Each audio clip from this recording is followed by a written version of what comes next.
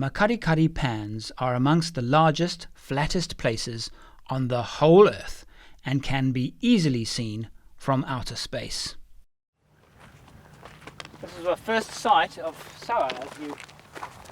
Yeah, this is the place where, for me, the magic of Makgadikgadi begins. Yes. Because as you just come out of the village, and this is the first sight you get of this incredible feature. And it's the first time you begin to understand how enormous the old lake was.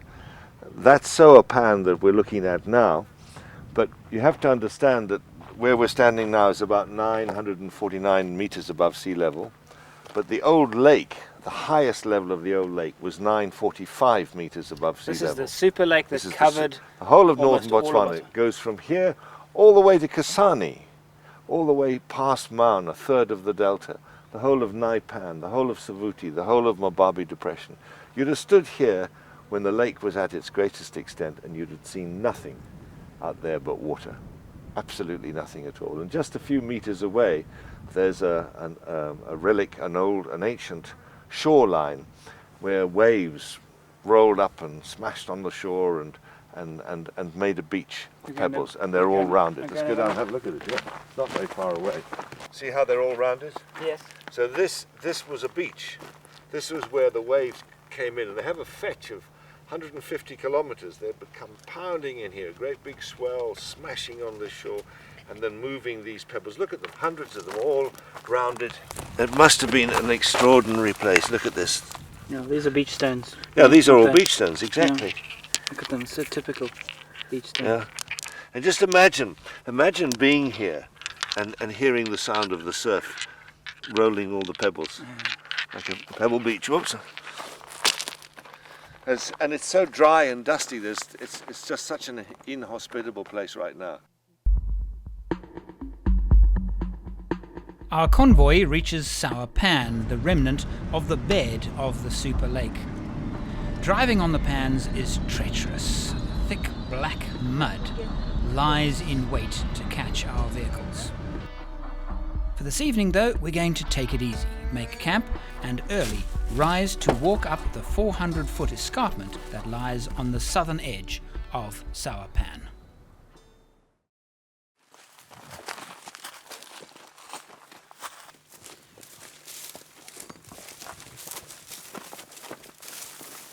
We're at the southern tip of Sowa Pan, and along the southern edge of the pan are some very high hills. They're much higher than anything else for quite some distance, and this is actually a national archaeological site, the top of this hill, and we're going to take a walk up there, and I believe Mike tells us that there are a few surprises to find.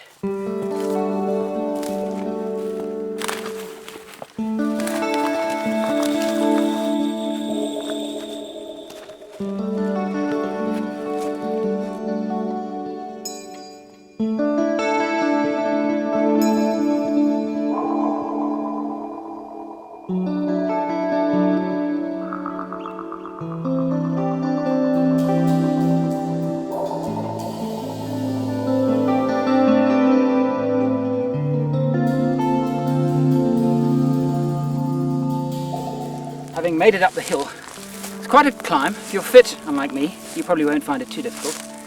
But down there it looks like a hill. Up here it's immediately apparent it's not a hill at all. This is an escarpment, and it drops sharply away just to the southern edge of Sowa Pan. What are you looking for, Mike? Well, I'm looking for, well, here's what I'm looking for. That's exactly what I was looking for. Can you see that? This piece there? Yeah, that round thing. That round thing? Yeah, that's an ostrich eggshell bead, and it's a particularly fine one. And it's very, very small, very delicate. Very well made.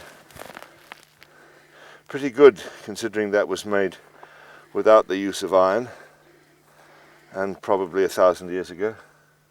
What is that telling us about this place? Well, this is an archaeological site, so I know that it's a village. I know that probably 1,000 people lived here.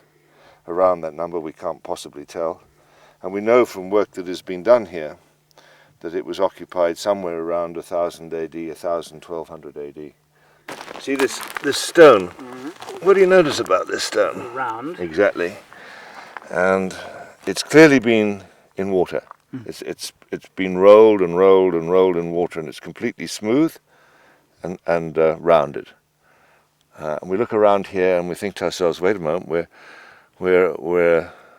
300 or 400 feet above the old lake. Yes, yes. How did this get here? This is sandstone that we're standing on, and above it was basalt, not water. This must have been brought here by people. What was it used for? Why did they bring it? Well, as it happens, even today, if you go to the remoter areas and you watch women making pots, they use rounded stones like this, or mussel shells, the local equivalent, whatever it is, to shape and smooth the inside of the pot. They put this in their fingers, and they will use a rounded stone. Okay. Oops, I've dropped it, because I'm not very good at making pots. And they'll use this to smooth the inside of the pot. Is that And so right? somebody 1,000 years ago, 800 years ago, was using this to smooth their pots. Amazing, isn't it? This is obviously a wall, Mike. Yeah. What is this wall? Well, we can only speculate, but it's surprising to find a wall like this in this environment. And I think the suspicion would be that this is a formal structure that marks the formal entry to this site. And down in this river, in this valley here, there's a river. It's perhaps where they drew water. There's a well-worn path up this valley, and it comes through a gap in the wall there and leads us to this point here. And I suspect that this is a formal statement. Here is an important place, and people coming here would come up through this wall, and there would well have been, perhaps been a hut here, a kind of guardian who was the person that you approached. We don't know the date of this wall, but the site we know, and this could be an early example of one of the first uses of stone as a formal statement.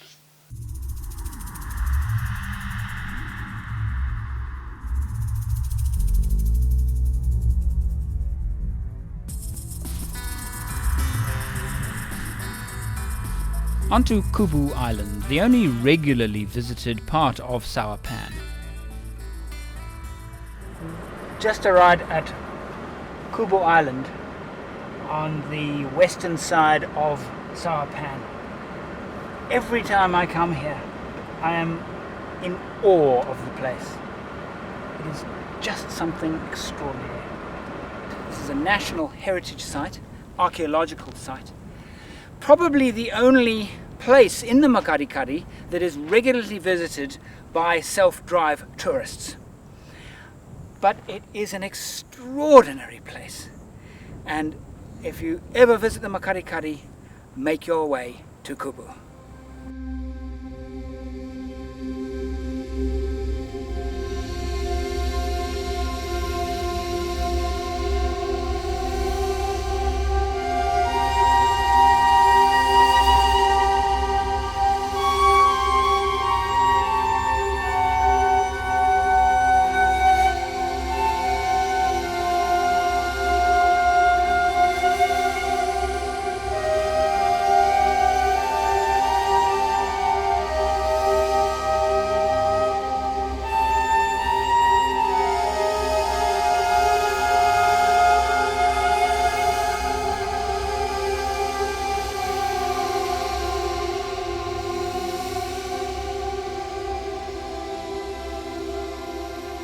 First thing one sees at Kubu is this great wall. It's obviously a wall, Yeah. and it's in a semicircle. Yeah.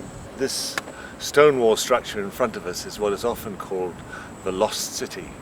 It is neither a city nor is it lost, but it is a really interesting structure. Right. It's about 200 meters long, and it's really fairly mysterious because in fact we don't know a great deal about it. We know that it's post-Great Zimbabwe. That means it was built after 1450. Informed opinion puts it around 1600, 1650, but that's a guess. One might expect that people were living inside this wall, There are very clearly defined entrances. There are loopholes, holes in the wall, very typical of similar structures in Zimbabwe. But the curious thing is there's not a trace of inhabitation inside this wall. There's no pottery, there are no beads, there's nothing to say that people lived in here. In fact, there's everything to say that people never lived in here. And that raises the question, what was it all about? And is it significant that it goes from one shore to the other? Is it a barrier of some kind? It could well be a barrier. We can only speculate. We don't really know. But it's not an accident that it goes from one shore to the other. That's for certain. So it's enclosing a portion of the island. You're saying that the people wouldn't dwell here, but they'd obviously use it for something. They would have used it for something. Is there no indication of what they might have used it for? Well, it's interesting that you should ask that, because there is an indication, and again, informed opinion takes the evidence that perhaps I can show you a little later and puts it together with this structure and comes up with a really interesting explanation for this that makes a lot of sense to a lot of people. The possible clue to the use of that enclosed area, that walled area that we've just seen, is right here. So let's go and have a look at that.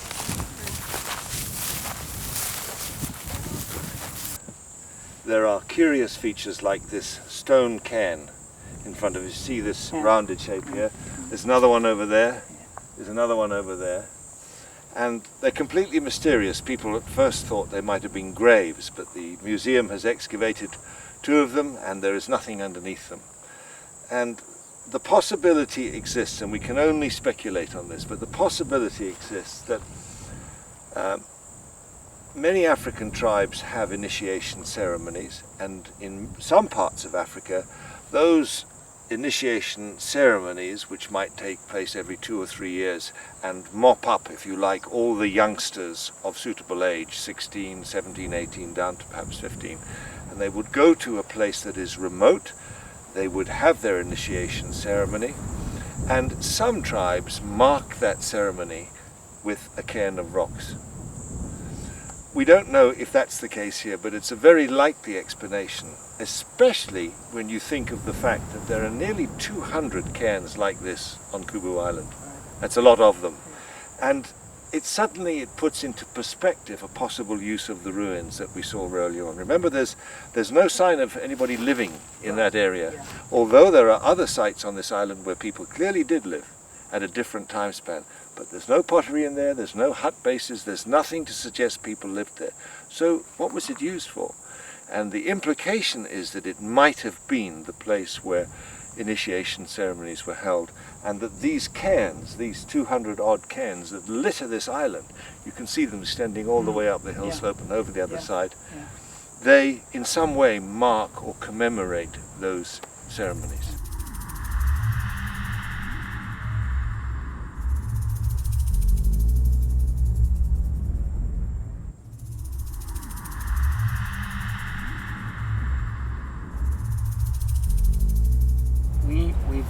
We walked into this. It's obviously an enclosure overlooking the pans, and this is where you found the evidence of human habitation. Yeah, there's evidence on the way up here, and there's evidence here. There's pottery and eggshell beads, but the most significant thing in where we are now is this rock and this pottery, which was here when we got here. And what it tells me is that it just underlines for me the time dimension of this island. It doesn't exist for a moment when you arrive here as a tourist and you look at it and you leave. It's part of the culture of the people. It has been for not just generations but for thousands of years. And what this is saying, this is where the local people are trying to make contact with their ancestors, and through the medium of pottery, which they know is used by people who were here before them. So through this, sometimes through eggshell beads, which they will put in here as well, and as a measure of their sincerity and earnestness, they will often put down a few of the local coins. And when you consider how poor these people are, for them to leave a 1 pula coin here or 25 tebe coin here is a measure of how really important it is to them. So this rock is used today, what it was used for 1,000 years ago when this place was inhabited? Can't Is say what that you're it was saying? can't say that it was used for this purpose 1,000 years ago, but we can say that modern people see the evidence of settlement, see the pottery lying around, know that this place has a huge time depth of occupation, Right. and see it as a way of communicating with their ancestors. Okay. That makes sense? Yep, absolutely. And when you look at the setting, it's and you think about this island as a whole, and the cairns that we've seen and the stone wall site that we've seen, you begin to understand this is not just an isolated pretty island. This is a really important place, and it has a time depth of occupation which is enormous. It goes right back for as long as man has been in Africa. We're now on the summit of Kubu. Well, we're standing about 20 meters above sea level, about 11 meters above the surrounding pan.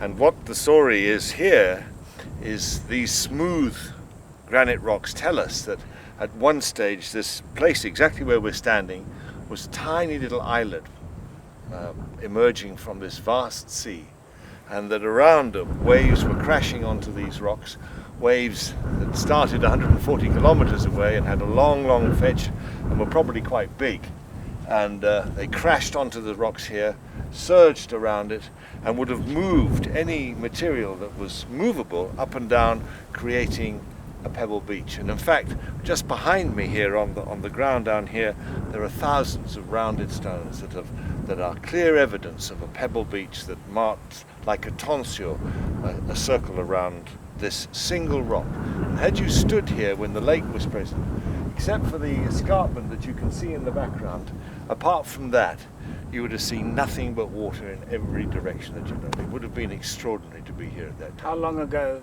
would that have been? Hard to say, thousands of years for certain. Certainly probably more than 10,000 years. But it was a very big sea. At its biggest extent, this lake, would have covered 120,000 square kilometers. Whole of northern Botswana, Okavango, Savuti, parts of the Chobe, all underwater.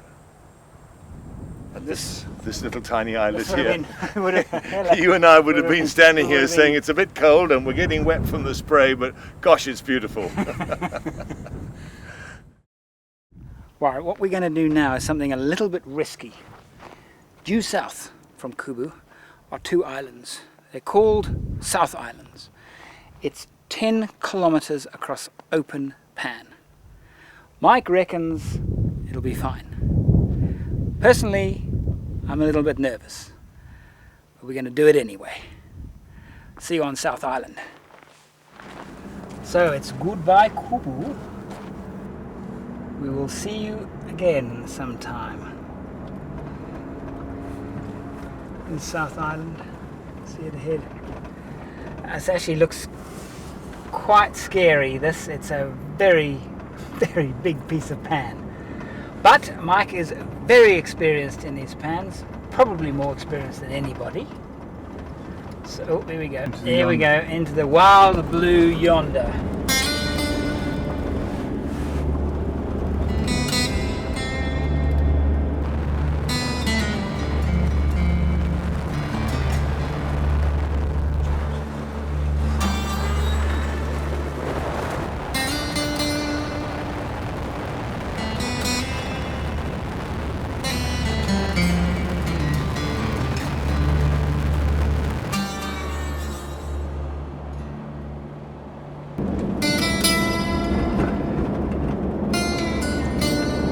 Straddling these tracks, it actually looks quite firm.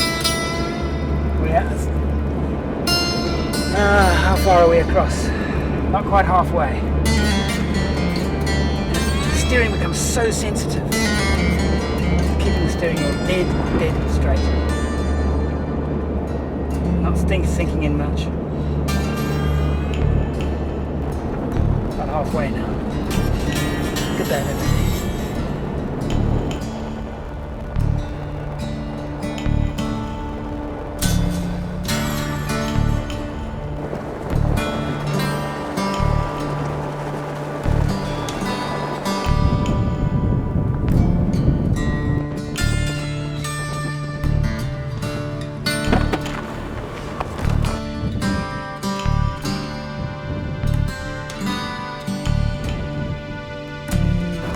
what she's doing? What? What he's doing? With They've got a nest up here. Yes. One of them has gone off that way, and that one is pretending to have a broken wing and getting us to follow her because, or him in fact, because they think that we're predators and we're after something to eat. So that he's trying to distract us and make us follow him and take us away from the nest, which is in here somewhere. That's quite something to see that.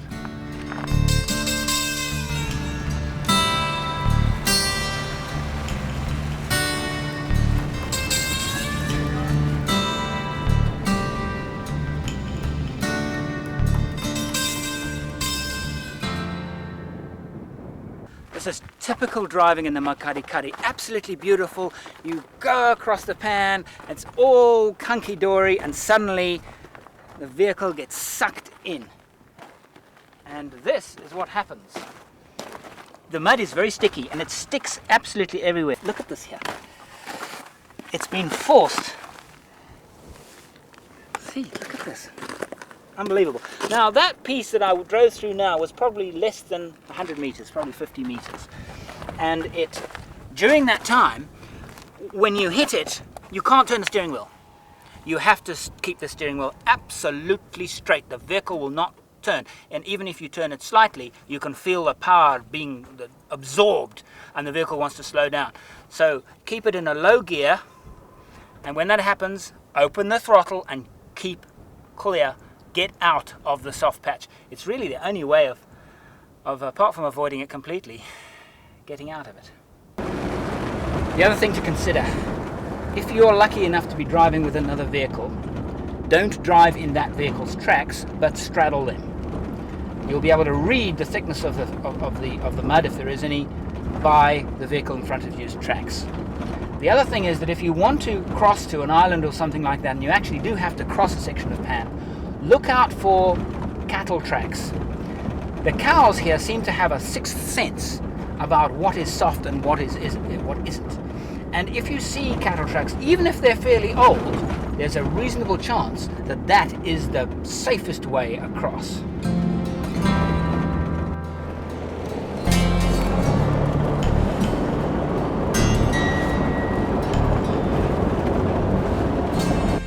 Now we are now being blinded by the dust because Mike's gone right. while there was wind, it seems to it's blowing in our faces. That's the thing.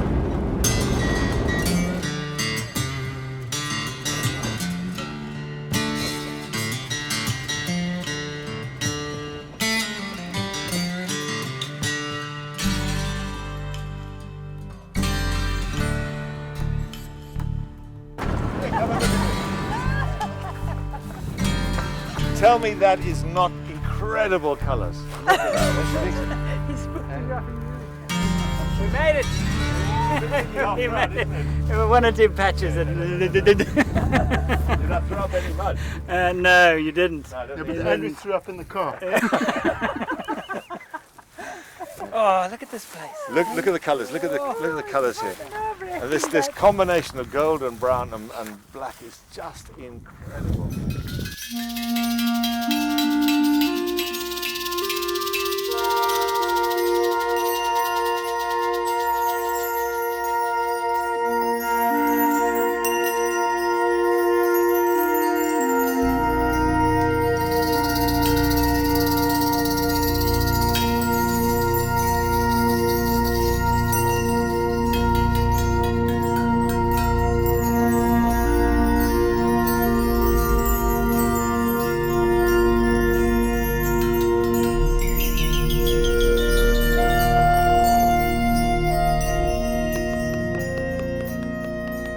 We're seeing here this dark blue band just above the horizon, and it's got pink above it. That is the shadow of our Earth on our atmosphere. It's the shadow of planet Earth. The sun's setting down in the west, and as it goes down, so the Earth gets thrown it goes into darkness, and the sun throws a shadow beyond the Earth, and that's it. And if you watch it carefully, you will see it gradually rising up across the sky until finally it's completely night. It's not often that you can see it that clearly. It's rather a nice picture of it.